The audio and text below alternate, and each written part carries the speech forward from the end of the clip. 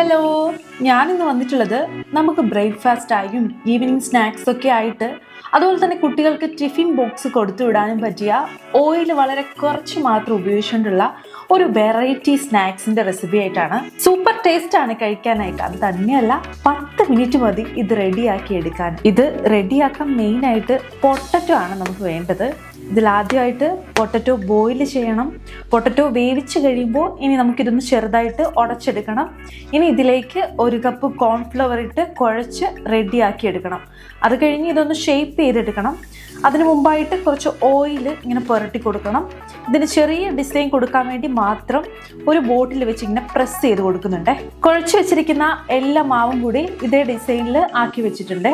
Cornflour ആയതുകൊണ്ട് നല്ല തിളച്ച വെള്ളത്തിലേക്ക് ഓരോന്നും ഇങ്ങനെ ഇട്ട് കൊടുക്കണം. 5 മിനിറ്റ് കഴിയുമ്പോൾ ഇത് കുക്കായിട്ട് കിട്ടും. ഇനി കുക്കായി കഴിയുമ്പോൾ മുകളിലേക്ക് ഇങ്ങനെ പൊങ്ങി വരും. എല്ലാം ഒരു പാത്രത്തിലേക്ക് നമുക്ക് മാറ്റാം.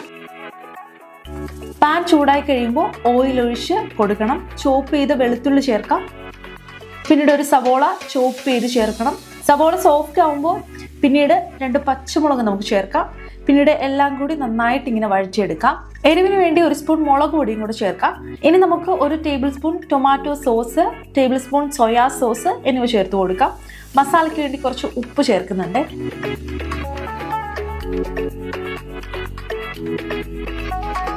നല്ലൊരു മണം വരുന്നുണ്ട്. പിന്നെ കുറച്ച് മല്ലിയില ചേർക്കാം.